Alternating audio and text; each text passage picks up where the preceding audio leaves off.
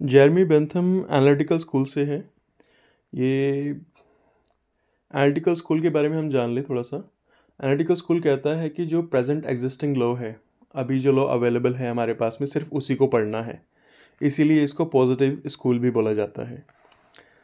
Jeremy Bentham के बारे में अगर हम बात करें तो वो कहते हैं कि एग्जिस्टिंग प्रेजेंट लॉ जो है उसको अगर हमें जानना है, एनालाइज करना है, तो उसको साइंटिफिकली भी किया जा सकता है। दूसरा ये कहते हैं कि दो तरीके की जुरिस्प्रूडेंस होती है, एक्सपोजिटोरियल जुरिस्प्रूडेंस और सेंसोरियल जुरिस्प्रूडेंस। एक्सपोजिटोरियल जुरिस्प्रूडेंस में हम देखते हैं कि किस किस डायरेक्शन में लॉ जा सकता है, हमें लॉ को एक्सपोज करना होता है, देखना होता है, उसका दायरा कितना है। दूसरा सेंसोरियल, इसका उल्टा कह लें हम कि जब लॉ अपने दायरे से बाहर हो जाए तो फिर हमें क्या करना होगा, लॉ को या तो चेंज करना होगा या रिस्ट्रिक्ट करना होगा। तो सेंसोरियल में रिस्ट्रिक्शन होती है या चेंज करना होता है एग्जिस्टिंग लॉ को। ध्यान रखें, इसमें सिर्फ एग्जिस्टिंग लॉ की बात की जाएगी। थर्ड, जो बेंथम बात करते हैं वो करते हैं हेडोनिज्म की। हेडोनिज्म क्या है? हेडोनिज्म एक थ्योरी है पेन एंड प्लेजर की। पेन एंड प्लेजर की थ्योरी में ये कहते हैं कि देखो, जो खुशी है, हैप्पीनेस है, प्लेजर है, वो एक वे ऑफ लाइफ है, तरीका है लाइफ को जीने का। अगर प्लेजर ही नहीं होगा तो लाइफ को हम कैसे देख सकते हैं कि कैसे से लाइफ होगी। तो इसलिए अब देखो, जो अब सपोज़ खुशी अगर हम सभी की देखने जाएं, सभी की डिज़ायर्स अगर हम देखने जाएं, तो ऐसे तो सब कहेंगे कि नहीं, मैं तो किसी को मर्डर करना चाहता हूँ, मेरे को तो उसमें खुशी आएगी। तो इस तरीके के डिज़ायर्स की बात नहीं करते, लॉफुल डिज़ायर्स की बात कर रहे हैं ये, कि लॉफुल डिज़ायर्स ना पूरे होने चाहिए हमारे। यही लॉ का पर्पस भी होना चाहिए कि मैक्सिमम प्लेजर हो और मिनिमम पेन हो। इस तरीके का सेटअप होना चाहिए सोसाइटी का। दूसरा, इसी थ्योरी को इन्होंने हेडोनिज्म की थ्योरी बोली है कि सेटिस्फैक्शन ऑफ डिज़ायर्स हो जाए। दूसरा हम देखें, हेडोनिज्म को ही इन्होंने अगला बोला हुआ है कि इसको एक फैलिसिफिक कैलकुलस भी कहा जाता है। अब मीनिंग सेम है, बट क्या है, इसमें कैलकुलेट किया जाता है एक तरीके का, ये मानिए एल्गोरिथम है ये फैलिसिफिक कैलकुलस, जो कि जिसे हम कैलकुलेट करते हैं कि अमाउंट ऑफ प्लेजर कितना मिलेगा एक ह्यूमन को उसके एक स्पेसिफिक एक्शन से। अब देखिए, बेंथम ने क्राइटेरिया दे रखा है कि भाई एक पर्टिकुलर जो एक्शन है उससे, अगर आप उस पर्टिकुलर एक्शन को एक तरीके से करते हैं तो आपको कितना प्लेजर मिलेगा, कितना पेन मिलेगा, ये डिपेंड करता है। तो वो कहते हैं कि भाई इसके लिए ये देखना पड़ेगा कि जो प्लेजर है, जो हैप्पीनेस है, उसकी इंटेंसिटी क्या है, गहराई क्या है, या ड्यूरेशन क्या है उसकी, कितने वक्त तक वो खुशी चल सकती है, वो प्लेजर चल सकता है। तो ऐसा नहीं कि लॉ की ये कोशिश हो कि दिखाने को वो दिखा रहा है कि हाँ भाई, कि मैंने ये इस तरीके का सेटअप बना रखा है कि लोगों को इससे खुशी मिल सकती है, लेकिन रियलिटी उसकी कुछ और हो। दूसरा, सर्टेन हो, कि श्योर हो कि हाँ भाई, इस तरीके का कोई लॉ है जिससे कि इंसान अपने डिज़ायर्स को सेटिस्फाई कर सकता है, लॉफुल डिज़ायर्स को। इसी तरीके के कुछ और पॉइंट्स हैं जिसको वो कहता है कि प्रॉक्सिमिटी, फर्टिलिटी, प्योरिटी, एक्सटेंट। देखना कि भाई, मतलब इन सभी का यही है, जो इनका पर्पस है कि भाई जो भी आप कर रहे हैं, कोई एक्शन कर रहे हैं, उससे आपको पेन कितना मिल रहा है या उससे प्लेजर कितना मिल रहा है। अगर प्लेजर मिल रहा है, ऐसा तो नहीं कि प्लेजर पेन को फॉलो कर रहा है या पेन प्लेजर को फॉलो कर रहा है, या प्लेजर से और प्लेजर मिल रहा है या पेन से और पेन मिल रहा है। तो बाकी बेंथम को कहा गया है इंडिविजुअल यूटिलिटेरियनिस्ट। अब ये क्या होता है? ये भी अगेन सेम थिंग है कि टेंडेंसी को देखना कि एक ह्यूमन का जो एक्शन है, अगर तो उससे सभी को, दूसरी पार्टीज़ को भी हैप्पीनेस मिल रही है तो वो एक्शन अप्रूव होगा। अगर उससे किसी को दुख मिल रहा है, किसी ह्यूमन के एक्शन से और लोगों को दुख मिल रहा है, तो उसको डिसअप्रूव किया जाएगा। और ये ऑब्वियस भी है, आप देखो कि जब तक तो आप हद में रहकर किसी भी चीज़ को करते हैं जो कि लॉ से आपको अलाउड है, तो वो तो आप कर सकते हैं। अदरवाइज़ आप वही कोई क्राइम करना चाहते हो, आप लोग आपको रोकें, पुलिस आपको रोके, आप कहें कि नहीं मुझे तो इसी चीज़ में ही मज़ा आएगा, मैं तो इस चीज़ को करना चाहता हूँ, तो उस एक्शन को डिसअप्रूव किया जाएगा। आगे बेंथम इंटरेस्ट भी दो तरीके के बताते हैं कि इंटरेस्ट को दो कैटेगरीज में डाला गया है, इंडिविजुअल इंटरेस्ट और कम्युनिटी इंटरेस्ट। ये इंटरेस्टिंग है, थोड़ा याद रखने वाला है कि ये कहते हैं बेंथम कि जो इंडिविजुअल्स हैं ना, एक एक करके जो लोग हैं, जो उनका इंटरेस्ट होगा वही कम्युनिटी का इंटरेस्ट बन जाएगा। तो sum total of individual interest will result into community interest. लेकिन जो हैरिंग भी हैं और रॉस्को पाउंड हैं, उनका ऐसा मानना नहीं है। वो कहते हैं कि इंडिविजुअल और सोशल इंटरेस्ट में कन्फ्लिक्ट हो सकता है कि इंडिविजुअल जो चाहता है वो सोसाइटी के अगेंस्ट जा सकती है वो बात। ऐसा नहीं कि इंडिविजुअल जो भी चाहेगा, ऐसे कई इंडिविजुअल्स अगर मिलकर एक बात को चाह रहे होंगे, ज़रूरी नहीं है कि उससे सोसाइटी को दिक्कत नहीं होगी। आगे हम देखें कि और बेंथम कहते हैं कि गवर्नमेंट के जो गोल्स होने चाहिए वो कुछ इस तरीके के गोल्स होने चाहिए कि एटलीस्ट बेसिक रिक्वायरमेंट लोगों की पूरी हो सके, इक्वालिटी हो, सिक्योर लोग फील करें, जो भी हमारे पास में रिसोर्सेज हैं वो सफिशिएंट हो। ऐसा नहीं कि हम महल खड़े करके दे दें लोगों को, नहीं, बट स्टिल बेसिक रिक्वायरमेंट पूरी हो। ये गवर्नमेंट के गोल्स होने चाहिए, ये बेंथम ने कहा है। इन्हीं कुछ गोल्स से बेंथम ने वेलफेयर स्टेट के आइडिया को भी बर्थ दिया था। और बेंथम कहते हैं कि भाई जो सॉवरेन है वो कमांड इशू करता है। सॉवरेन कमांड और सैंक्शन ये मैं भी डिस्कस करूँगा। जस्ट अभी आप ये समझ लीजिए कि सॉवरेन कमांड इशू करता है लोगों पर, और लोग उस कमांड को मानते हैं क्योंकि उनको हैबिट हो गई है, एक आदत पड़ गई है कि हमें ओबे करना ही करना है। बेंथम के लिए आई गेस इतना काफ़ी रहेगा। बाकी चलो हम अब हाँ, एक चीज़ और आप ये समझ लीजिए कि बेंथम जो है वो नेचुरल लॉ के कंसेप्ट को अटैक करते हैं। वो कहते हैं कि जो नेचुरल राइट्स हैं उनका कुछ मतलब है नहीं, वो ऐसे ही बने हुए हैं बस, मतलब he is against those natural rights. और सैंक्शंस के बारे में उन्होंने कुछ ज़्यादा बताया नहीं है बेंथम ने, जस्ट यही कि भाई मॉरल रिलीजियस सैंक्शंस होती हैं, लेकिन कुछ एक्सटेंट तक लीगल सैंक्शंस भी हो सकती हैं। जैसे चलो let's just come to John Austin now. John Austin का ऐसे है कि जॉन ऑस्टिन में भी आपको ना कुछ सिमिलैरिटीज़ मिलेंगी जो कि बेंथम में थी, बट थोड़ा सा ध्यान से समझेंगे तो क्लियर हो जाएगा।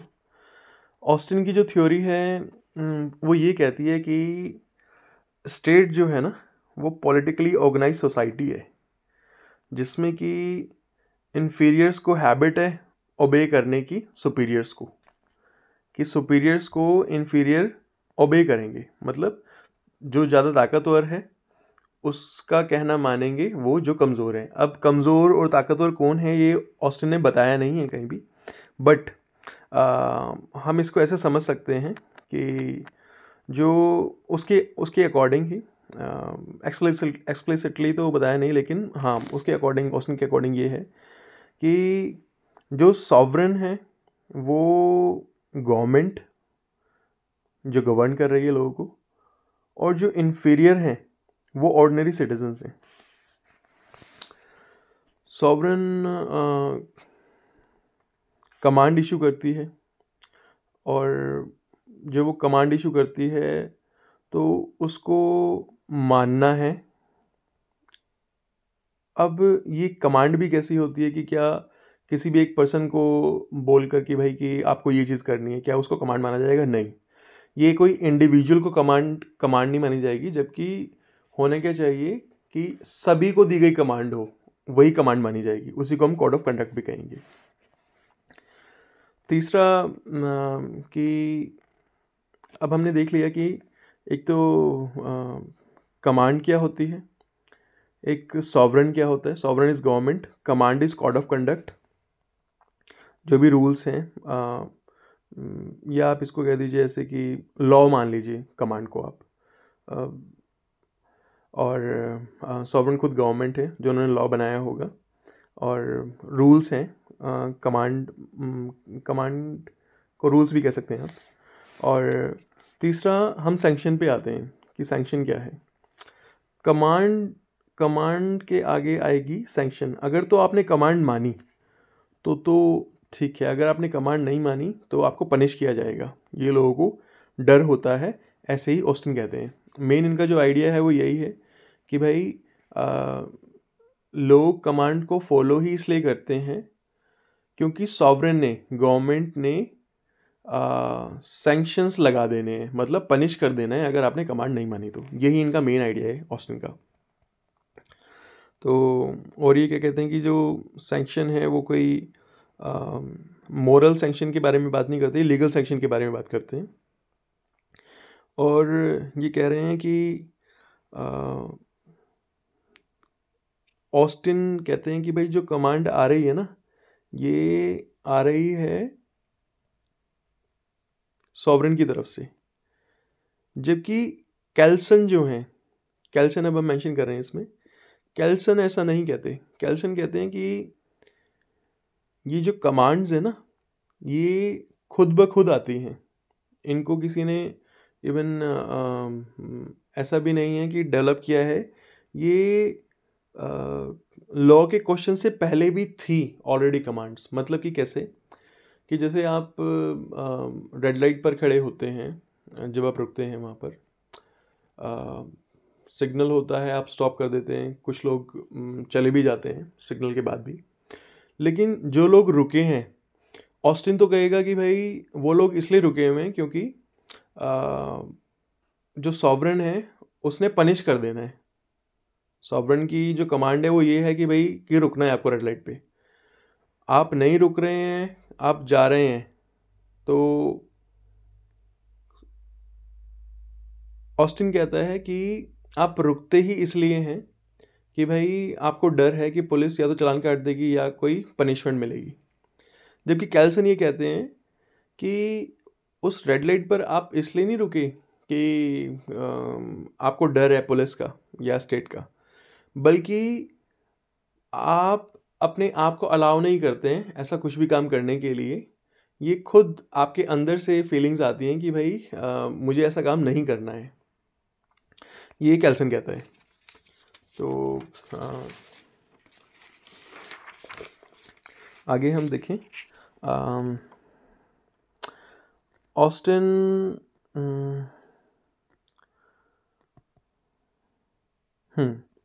कैल्सन की हम देखें। अब ऑस्टिन हमने डिस्कस कर लिया। कैल्सन जो एक ना ग्रैंड नॉर्म की बात करता है, वो कहता है कि सारे ही नॉर्म्स ना, सभी कुछ उस ग्रैंड नॉर्म में से आ रहा है। अभी ग्रैंड नॉर्म क्या है? जैसे कॉन्स्टिट्यूशन है, कॉन्स्टिट्यूशन में से सारे लॉज आ रहे हैं, तो constitution is the grand norm. Constitution में जो हम बात करते हैं, कुछ वैल्यूज़ हैं, बेसिक स्ट्रक्चर है, उसको भी हम ग्रैंड नॉर्म कहते हैं। वो ग्रैंड नॉर्म, ये वैल्यूज़ जो बेसिक स्ट्रक्चर की है, ये जब कॉन्स्टिट्यूशन नहीं भी था तब भी थी अपनी सोसाइटी में। जैसे कि नॉन आर्बिट्रेरीनेस, इक्वालिटी होनी चाहिए, ये सब कुछ पहले भी हमारे अंदर खुद फीलिंग्स थी। इसी को कैल्सन बोलता है कि ये सारी फीलिंग्स हमारे अंदर खुद में थी। ऐसा नहीं है कि जस्ट हमें किसी का डर है इसलिए हम किसी को फॉलो करते हैं, बल्कि जो फीलिंग्स हमारे अंदर थी पहले, इनकी वजह से, इनके होने की वजह से हम गलत काम नहीं करते हैं। अब इसमें एक क्वेश्चन आता है ऑड प्रोपोजिशन का, जो कि कैल्सन और ऑस्टिन को कंपेयर करने के लिए बोलता है क्वेश्चन, और ऑड प्रोपोजिशन का टर्म दे देता है। ऑड प्रोपोजिशन क्या है? अब ऑड का मतलब होता है कि आप यहाँ समझिए कि एक ड्यूटी अगर आपको करनी है और कोई एक्सपेक्ट कर रहा है कि भाई हाँ ये ड्यूटी करनी है, तो क्या होगा कि एक सेंटेंस में आपको बोलता हूँ कि B ought to do, ought not to do, else he shall be punished. यहाँ पे जो ऑट आ रहा है वो एक कमांड है कि उसको या तो करना चाहिए या नहीं करना चाहिए। करना चाहिए तब जबकि आप ये मानिए कि जैसे सपोज आपको रेड लाइट पे रुकना है तो वो करना चाहिए। नहीं करना चाहिए मतलब कि आप रेड लाइट जंप करके चले जाएंगे, वो आपने कर दिया। जहाँ जिस चीज़ को नहीं करना था उसको कर दिया, जिसको करना था उसको नहीं किया, तो अल्टीमेटली पनिश होंगे आप। ये ऑस्टिन कह रहा है कि भाई कमांड है, इसमें कमांड जो आ रही है वो सॉवरेन से आ रही है, क्योंकि X ought to do, ought not to do. अब कैल्सन क्या कहते हैं? कैल्सन ऐसे नहीं कहता कि एक्स ऑट टू डू और ought not to do, B ought to do, B ought not to do, else he shall be punished. नहीं, वहाँ पे ऑट पहले नहीं है, ऑट बाद में है। लेट्स से कि इफ बी डज और does not do, he ought to be punished. Ought वहाँ पे पनिशमेंट के साथ जा रहा है। इफ एक्स डज और डज नॉट डू, ये जो वर्ड ओट है यहाँ पर पनिशमेंट के साथ जा रहा है। बाकी जो वर्ड्स हैं इफ़ एक्स डज और डज नॉट डू, वहाँ पे कोई यहाँ पे कोई डर नहीं है। एक्स डज और डज नॉट डू, जब आप अपनी मर्जी से कुछ भी कर रहे हैं या नहीं कर रहे हैं, यह अगेन ग्रैंड नॉर्म से आ रहा है। ठीक है, यहाँ पे डर नहीं है आपको, वहाँ पे आपको डर है कि करना ही करना है या नहीं करना है। और प्रोपोजिशन मैं थोड़ा सा आपको और समझाने की कोशिश करता हूँ। देखिए, जब हमने कहा कि ऑस्टिन का जो सेंटेंस था कि इफ़ एक्स ऑट और ought not to do else he shall be punished, वहाँ पे ऑट पहले आ रहा था एक्ट या ओमिशन के साथ में, कि आपको या तो करना है या नहीं करना है, ड्यूटी बाउंड हो एक तरीके से, otherwise you will be punished. इसको ऐसे समझो। और जो कैल्सन है, कैल्सन में ऑट कमांड के साथ नहीं जा रहा, बल्कि लोग अपने आप को बाउंड समझ रहे हैं कि ये चीज़ मेरे को करनी चाहिए नहीं करनी चाहिए, इसलिए वहाँ पे ऑट पहले नहीं है, ऑट वहाँ पर बाद में है, क्योंकि वो ग्रैंड नॉर्म से अपने आप को बाउंड समझते हैं। तो कैल्सन की थ्योरी में जो ऑट प्रोपोजिशन है वो जा रहा है पनिशमेंट के साथ में। अब बाकी हम इसमें देखें कि कैल्सन और ये कहता है कि भाई जो लॉ होना चाहिए उसको हम इन चीज़ों से अलग रखें कि ये कुछ फिजिकल है, मिस्टिसिज्म है, कोई मिथ है, ये कुछ जादू टोना है, कोई और ऊपर से कोई और किसी तरीके का इंटरफेरेंस है सुपर नेचुरल पावर का। इन सब चीज़ों के वो अगेंस्ट है। वो इवन ये भी कहता है कि ग्रैंड नॉर्म जो है वो अल्टीमेट नॉर्म है सोसाइटी में जो एग्जिस्ट कर रहा है, और equality, social justice, natural justice, ये सब कुछ ये ग्रैंड नॉर्म ही हैं जो कि बहुत पहले से एग्जिस्ट कर रहे हैं। अब हम आते हैं रॉस्को पाउंड पर आ जाते हैं अब हम। रॉस्को पाउंड, देखो रॉस्को पाउंड क्या कहता है। रॉस्को पाउंड के ऊपर ना एक क्वेश्चन आता है सोशल इंजीनियरिंग करके। तो उस सोशल इंजीनियरिंग में क्या है कि देखिए रॉस्को पाउंड में पहले वो दो बातें कहता है कि सोसाइटी के बारे में समझाता है। सोसाइटी कैसी थी पहले और उसके बाद में सोसाइटी में आगे हुआ क्या।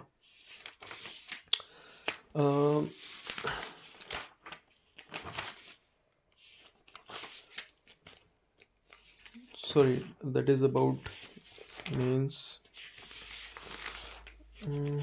Just 1 second.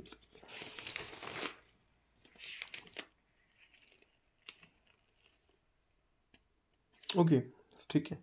तो सोसाइटी के बारे में ये बात करता है, सोसाइटी के इंटरेस्ट के बारे में रॉस्को पाउंड।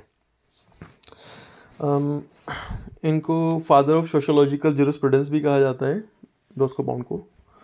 और इन्होंने कुछ इंटरेस्ट बनाए हुए, लिस्ट दी हुई है। वो लिस्ट कैसे है, 3 चीज़ें हैं उसमें main: private interest, public interest और सोशल इंटरेस्ट।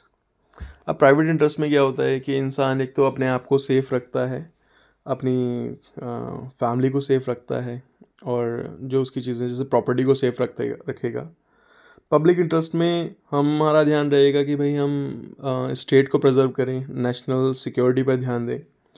जो सोशल इंटरेस्ट है, स्टेट उसकी गार्जियन होती है, मतलब कि वेलफेयर स्टेट एक्टिविटीज़ में हम ध्यान दें। सोशल इंटरेस्ट की अगर हम बात करें, जो थर्ड पॉइंट है, उसमें हम बात करेंगे कि भाई पीस बना रहना चाहिए सोसाइटी में, और सोशल इंस्टीट्यूशंस जो हैं उनको भी हमें प्रिजर्व करके रखना चाहिए, और बाकी करप्शन ना हो, सोसाइटी की प्रोग्रेस हो, इसके लिए हमें स्टैंडर्ड्स ऑफ मोरालिटी को भी प्रिजर्व करके रखना होगा। अब रॉस्को पाउंड के अकॉर्डिंग हम देखें कि इन तीनों इंटरेस्ट में ना कन्फ्लिक्ट हो सकता है। कैसा? प्राइवेट, पब्लिक और सोशल तीनों इंटरेस्ट में कन्फ्लिक्ट हो सकता है। इन्हीं तीनों इंटरेस्ट में कन्फ्लिक्ट ना हो, इसके लिए हमें ना हार्मोनाइज करना पड़ेगा, मतलब शांति लानी पड़ेगी, कन्फ्लिक्ट को रिजॉल्व करना पड़ेगा। वो कैसे? सोशल इंजीनियरिंग से होएगा वो। अब देखो, जैसे सपोज मानो कि रिजर्वेशन पॉलिसी है, तो रिजर्वेशन पॉलिसी क्यों है? क्योंकि हम सिर्फ इक्वालिटी से काम नहीं चलेगा, इक्विटी से काम चलेगा। कि अब सपोज जिसने कभी पढ़ाई देखी ही नहीं, आप उसको एक बुक थमा दो। एक वो जिसने हमेशा से पढ़ाई देखी है, उसके घर में कुछ लोग ऐसे हैं जो कि अच्छे ओहदे पर हैं, एक बुक आप उसको थमा दो। और एक ऐसा पर्सन जिसको सोसाइटी से अलाउ है पढ़ना, उसने पढ़ाई भी बहुत अच्छे से कर रखी है, ऑलरेडी उसके दादा परदादा सभी पढ़े लिखे थे। तो जब आप सेम बुक तीनों को देंगे, तो सेम बुक काम करेगी नहीं, क्योंकि जिसको पढ़ना ही नहीं आता, जिसने कभी पढ़ा ही नहीं, उसको बुक देने से कोई फ़ायदा नहीं। तो आपको रिजर्वेशन क्या देना पड़ेगा कि उसको पहले पढ़ने में भी थोड़ी हेल्प करनी पड़ेगी, ताकि सेम लेवल पर आ जाएं, और फिर तीनों एक लेवल पर जब आ जाए, तब उनके बीच में इक्वालिटी हो। तो ये इंडियन कंटेक्स्ट में हमने समझा है, बट जो रॉस्को पाउंड है, ये इसी चीज़ को सोशल इंजीनियरिंग के टर्म से समझा रहे हैं कि जो ये तीनों इंटरेस्ट हैं, सोशल इंटरेस्ट, सोसाइटी का इंटरेस्ट, और पब्लिक इंटरेस्ट और प्राइवेट इंटरेस्ट, इन तीनों में कन्फ्लिक्ट नहीं होना चाहिए, और कन्फ्लिक्ट अगर हो तो उसे रिजॉल्व करना है सोशल इंजीनियरिंग से। अब जो रॉस्को पाउंड है, वो हेरिंग से भी थोड़े आगे चले गए थे। हेरिंग भी है सिलेबस में। हेरिंग सिर्फ कन्फ्लिक्ट की बात करते हैं, वो कोई सॉल्यूशंस नहीं दे रहे हैं कि भाई कैसे कन्फ्लिक्ट दूर होएगी। कन्फ्लिक्ट के बाद वो पनिशमेंट की भी बात कर देते हैं हेरिंग। लेकिन जो रॉस्को पाउंड है वो सॉल्यूशन दे रहे हैं in the form of engineering. वो बता रहे हैं कि अगर कन्फ्लिक्टिंग इंटरेस्ट हो तो उस टाइम पे हमें सोशल इंजीनियरिंग करनी होगी, बैलेंसिंग करनी होगी सारे इंटरेस्ट की।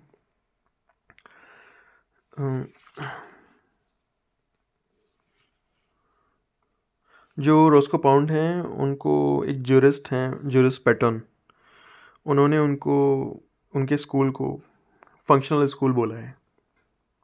मतलब जो रॉस्को पाउंड के स्कूल का पर्पज़ है वो सोशल इंजीनियरिंग करके कन्फ्लिक्ट को बैलेंस कर रहा है। इसके अलावा हम देखें, ये हो गया रॉस्को पाउंड।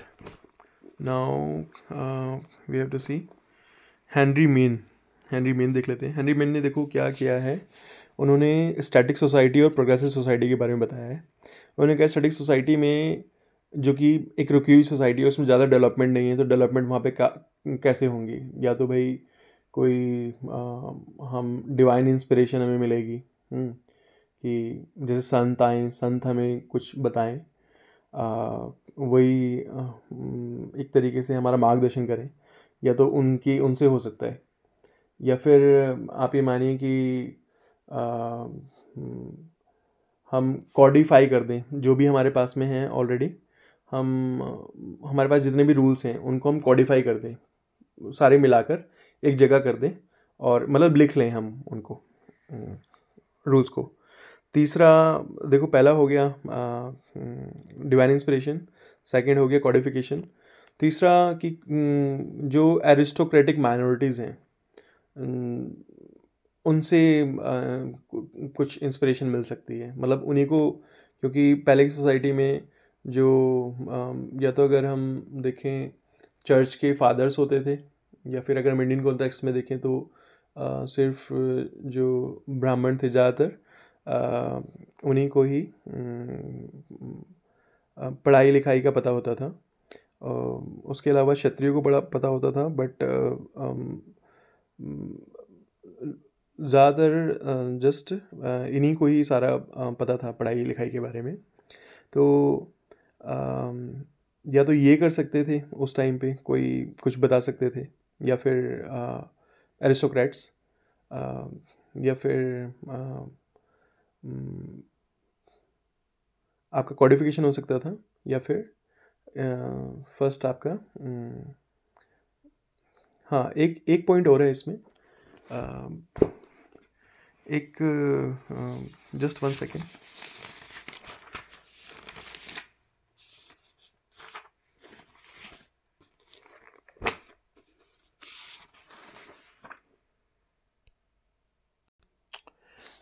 तो इसमें एक कस्टमरी प्रैक्टिसेस का भी पॉइंट है। तो 4 हो गए हैं: divine inspiration, customary practices, aristocratic minorities या फिर बाय प्रीस्ट्स, या फिर कॉडिफिकेशन।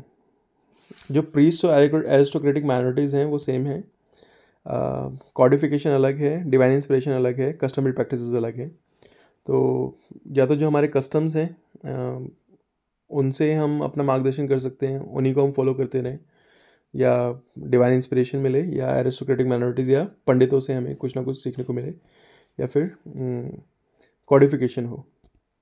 ये सब कुछ पहले की सोसाइटी के बारे में है, अभी का नहीं है। और कॉडिफिकेशन इसमें ये मानिए कि लास्ट स्टेज ऑफ डेवलपमेंट थी, इन्हीं चारों पॉइंट से डेवलप हो सकती थी वो सोसाइटी, स्टैटिक सोसाइटी। उसमें ज़्यादा कुछ कोई डेवलपमेंट्स नहीं हुई थी, साइंटिफिक डेवलपमेंट, इकोनॉमिक डेवलपमेंट, रुकी हुई सोसाइटी थी एक तरीके की। दूसरा हम देखते हैं प्रोग्रेसिव सोसाइटी। प्रोग्रेसिव सोसाइटी में क्या है कि यहाँ पे डेवलपमेंट हो चुकी है, कुछ ना कुछ scientific, economic development, technological development. इसमें 3 और नए एलिमेंट्स हैं, जैसे कि मानिए कि इक्विटी जो मैंने अभी आपको समझाया था while I was talking about reservation.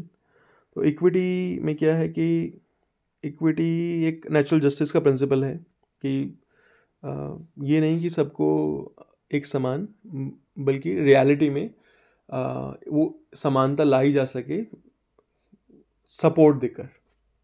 तो इक्विटी आ गई प्रोग्रेसिव सोसाइटी में। लीगल फिक्शन आ गया। लीगल फिक्शन क्या होता है कि अब जैसे सपोज़ कि जो चीज़ नहीं है लेकिन फिर भी हम उसको मान रहे हैं, जैसे कि ऑफेंस हुआ एक इंडिया के प्लेन में हुआ ऑफेंस, वो इंडिया से बाहर है बट माना यह जाएगा कि हाँ इंडिया की लैंड पर हुआ, तो लीगल फिक्शन आ गया। Legal fiction, equity. तीसरा आप ये मानो कि लेजिस्लेशन। वहाँ पर सिर्फ कॉडिफिकेशन थी स्टैटिक सोसाइटी में कि जितना भी हमारे पास में रूल्स पड़े हैं उनको कॉडिफाई कर दो, लिख दो एक जगह पर, एक बुक बना लो टाइप। और यहाँ पर जो है लेजिस्लेशन मतलब कि हम न्यू रूल्स भी बना सकते हैं प्रोग्रेसिव सोसाइटी में। तो अगेन प्रोग्रेसिव सोसाइटी में हम इक्विटी लाए हैं, लीगल फिक्शन लाए हैं और लेजिस्लेशन लेकर आए हैं, नए लॉज बना सकते हैं। अब क्या होता है इसमें जो क्वेश्चन आता है वो स्टेटस टू कॉन्ट्रैक्ट लिखा होगा ऐसा करके कि throw some light upon the term status to contract. तो अब इसमें क्या है कि ये बताते हैं हेनरी मेन, जो एक इंडिविजुअल है, इंडिविजुअल को जो भी पहचान मिली होती है वो पहले उसको उसकी कास्ट से मिली होती थी, उसकी फैमिली से। तो जितना भी वो कर सकता था सिर्फ वही सब कुछ कर सकता था जो आइडेंटिटी उसको उसकी फैमिली से मिलती थी। लेकिन अब ये क्या था, ये स्टैटिक सोसाइटी के बारे में था। लेकिन क्या हुआ, जैसे सोसाइटी प्रोग्रेसिव हुई तो इंडिविजुअल ने अपनी स्किल्स डेवलप करी। स्किल डेवलप करके अब वो सोसाइटी से ना अपने लिए बार्गेन कर सकता है, बोल सकता है कि मैं अगर आपको ये सर्विसेज प्रोवाइड कर रहा हूँ, ये मेरी स्किल्स हैं, तो मेरे को भी ये चीज़ चाहिए, ये चीज़ मैं डिमांड कर रहा हूँ। तो एक बार्गेन पॉसिबल है, मतलब इंसान उस स्टैटिक सोसाइटी से बाहर आ सकता है इन प्रोग्रेसिव सोसाइटी और अपने लिए बार्गेन कर सकता है स्किल्स के बिहाफ पर। तो एक तरीके से वो सोसाइटी से कॉन्ट्रैक्ट कर रहा है कि भाई मेरे को ये चीज़ मेरे को आप दो और मैं आपको ये चीज़ प्रोवाइड कर सकता हूँ। अब ये हो गया status to contract. Status to contract का उल्टा है कॉन्ट्रैक्ट टू स्टेटस। अब वो होगा, सपोज मानिए कि एक पर्सन बहुत ही ऐसी जगह से था जहाँ पर ना कोई पढ़ाई लिखाई थी, ना कोई वहाँ पर रिसोर्सेज थे, बट उसने मेहनत करके अपनी स्किल्स डेवलप करके वो आईएएस ऑफिसर बन गया। अब जब वो ऑफिसर बना तो उसी के जैसे और भी लोगों से वो कनेक्टेड रहेगा, उस ग्रुप में रहेगा। अब सपोज़ जैसे कि एक आईएएस ऑफिसर को कोई कुछ गलत करता है तो बाकी भी उसके साथ में खड़े हो जाते हैं। ऐसे ही जैसे मानिए कि एडवोकेट्स में होता है या और डीटीसी बस ड्राइवर्स में होता है कि भाई एक को आपने कुछ कहा तो उसका पूरा ग्रुप आ जाता है। तो ग्रुप डिमांड करता है कि भाई हमें अब ये हमारी डिमांड्स हैं, ये आप पूरी करो। तो आप देखिए शुरुआत आपकी हुई थी फैमिली यूनिट से। आप सिर्फ सीमित थे अपनी फैमिली तक, ज़्यादा कुछ कर नहीं सकते थे स्टैटिक सोसाइटी में क्योंकि वहाँ पे डेवलपमेंट ही नहीं थी। लेकिन आपने अपनी स्किल्स डेवलप करी, सोसाइटी से बार्गेन किया, कॉन्ट्रैक्ट किया। अब जब आप एक प्लेस पर आ गए कॉन्ट्रैक्ट करने के बाद में, फिर से अब क्योंकि आप एक ग्रुप का हिस्सा हैं, जैसे कि या तो डीटीसी बस ड्राइवर्स का या पुलिस ऑफिसर्स का या एडवोकेट्स के ग्रुप का आप एक हिस्सा हो, आप भी एक एडवोकेट हो, तो आप अब सोसाइटी से दोबारा कॉन्ट्रैक्ट करते हैं कि भाई मेरे को तो ये इस तरीके से ये चीज़ें चाहिए, ये मेरी डिमांड्स हैं। तो कॉन्ट्रैक्ट टू स्टेटस हो जाएगा। आप शुरुआत करते हैं कहीं से जहाँ पर कुछ भी पॉसिबल नहीं है, स्किल डेवलप करते हैं, आ जाते हैं, आकर आप अपने ही जैसे लोगों के बीच में रहते हैं एक ग्रुप में, और उस ग्रुप में रहकर वो अब आप ये मानिए कि आप उस ग्रुप में रहकर फिर सोसाइटी से डिमांड करते हैं। तो आप सोसाइटी से आप कांटेक्ट कर रहे हो एक स्टेटस के लिए कि भाई अब हमें ये चीज़ें चाहिए। ये हो गया contact to status, status to contact and contact to status. और after this let's just come to डुग्विट। डुग्विट क्या है, देखो डुगिट के बारे में मैं आपको बताता हूँ। डुगिट का पूरा नाम है लियोन डुगिट। तो लियोन डुगिट का ना वो इन्फ्लुएंस हुए थे एक डर्किम से, DURKHEIM, डर्किम से वो इन्फ्लुएंस हुए थे। तो उनकी भी आपको ना इवन उनके आइडियाज़ डुगिट को पढ़ते हुए आएंगे आपके सामने। तो डुगिट की थ्योरी जो है वो पॉजिटिव थ्योरी है। वो सोशल सॉलिडारिटी के बारे में बात करता है कि सभी जो लोग हैं वो एक दूसरे पर निर्भर हैं। इसको हम म्यूचुअल इंटरडिपेंडेंस कहते हैं। कि सपोज़ मैं अगर एक अच्छा डॉक्टर हूँ, दूसरा पर्सन भी कोई अच्छा इंजीनियर है, तो अपनी अपनी फील्ड में हम एक्सेल करें, अपनी अपनी फील्ड में हम बेहतर बने, और हमें एक दूसरे की नीड भी होगी, इंटरडिपेंडेंस होगी, तो सोसाइटी स्ट्रॉन्ग सोसाइटी रहेगी। तो इसका मतलब फिर क्या होगा कि जो स्टेट हम पे कोई लॉ थोपेगी वो कोई लॉ नहीं है, बल्कि जिसकी पॉपुलर एक्सेप्टेंस है वो लॉ है, ऐसा डुगिट कहते हैं। तो डुगिट और क्या कहते हैं सॉलिडारिटी के अलावा, इन्होंने इन्होंने और डर्किम ने दोनों ने स्पेशलाइजेशन ऑफ लेबर की भी बात की है।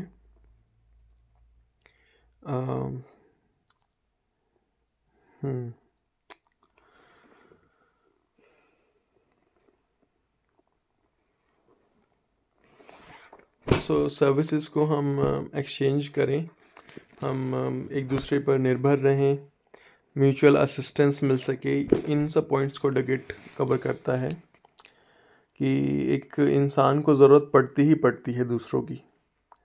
तो बेटर ये है कि भाई हम मजबूत होकर रहें, सभी मिलकर रहें। लास्ट में हम कार्ल मार्क्स पे आ जाते हैं। देखो कार्ल मार्क्स जो है ना, उनका मेनली है capitalism and socialism.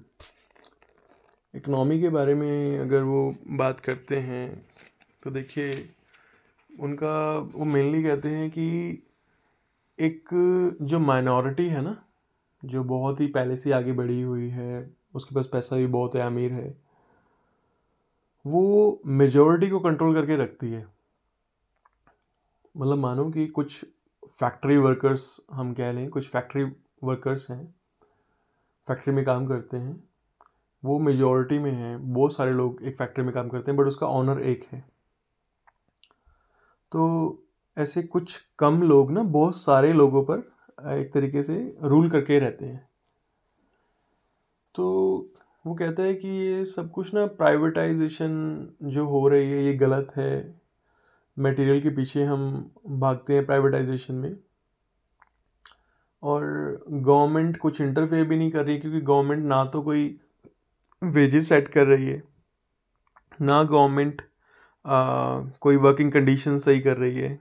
Karl Marx जब थे, जो उन्होंने देखा, वो देखते थे कि 17 से 18 घंटे काम करवाया जा रहा है, और कोई ऐसी पॉलिसीज़ नहीं है कि उनकी कोई वर्किंग लाइफ में बैलेंस हो, ऐसा कुछ भी नहीं था। तो उन्होंने यही थ्योरी दी कि भाई कैपिटलिज्म के अगेंस्ट चलना होगा, ऐसा वो कहते थे। और कम्युनिज़म में क्या है कि कम्युनिज़म में रिसोर्सेज जो होते हैं वो इक्वली बटे होते हैं। सोशलिज्म और कम्युनिज़म दोनों टर्म हैं। तो ऐसी सोसाइटी जहाँ पर ना तो कोई बहुत ज़्यादा रिच हो और ना ही बहुत ज़्यादा पुअर हो। देखो कैपिटलिज्म में ऐसा हो जाता है कि कोई तो किसी के पास जिसका जो पैसा है वो, और rich gets more richer and poor gets more poorer. तो जो कार्ल मार्क्स है वो लेबर की बात करते हैं। वो कहते हैं कि हमें जो चेन्स को ब्रेक करना होगा। अब वो चेन्स कैसी हैं कि ऑलरेडी जो रिलीजन की चेन डाल रखी है, या किसी और सोच की, आइडियाज़ की चेन डाल रखी है, वो लोगों को लगता है ऐसा, मतलब ऐसा ये कह रहे हैं कोई, ना तो हमें अपनी सोच को आगे रखना है, जो कार्ल मार्क्स कह रहे हैं उस पर देखते हैं, क्योंकि एग्ज़ाम पॉइंट ऑफ व्यू से हमें लिखना है। तो कह रहे हैं कि भाई कोई रेवोल्यूशन लेके आना होगा, अगर इस क्लास स्ट्रगल जो चल रहा है इसको अगर हमें ब्रेक करना है। ये भी नहीं पता लोगों को कि वो डाउन ट्रोडन है और बस लगे पड़े हैं, और ना ही कोई उनके लिए बोलने वाला है, ना ही इस स्टेट को कोई मतलब है। तो लेबर्स को खुद लड़ना पड़ेगा अपने लिए, ये उनका मेन आइडिया है। बाकी इनसे पहले और भी हुए हैं, कई मार्क्स से पहले भी कई ऐसे सोशलिस्ट हुए हैं, बट मार्क्स बोलते हैं कि उनका कोई फ़ायदा नहीं, क्योंकि वो तो बिल्कुल ही एक यूटोपिया में चले जाते हैं। यूटोपिया मतलब कि ऐसी परफेक्ट स्टेट जिसके बारे में बिल्कुल बोल देते हैं कि ऐसा होना चाहिए, ऐसा होना चाहिए, ऐसा होना चाहिए, कि बिल्कुल परफेक्ट तरीके से रहेंगे। मार्क्स ऐसे नहीं है, मार्क्स प्रैक्टिकलिटी को देखते हैं, जस्ट ऐसे नहीं कि हवा में बात कर रहे हैं। और आप देखिए,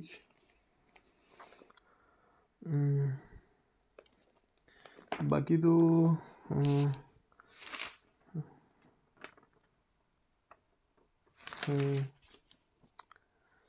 एक इसमें आप ना हेगल देखेंगे, हेगल मार्क्स के साथ में।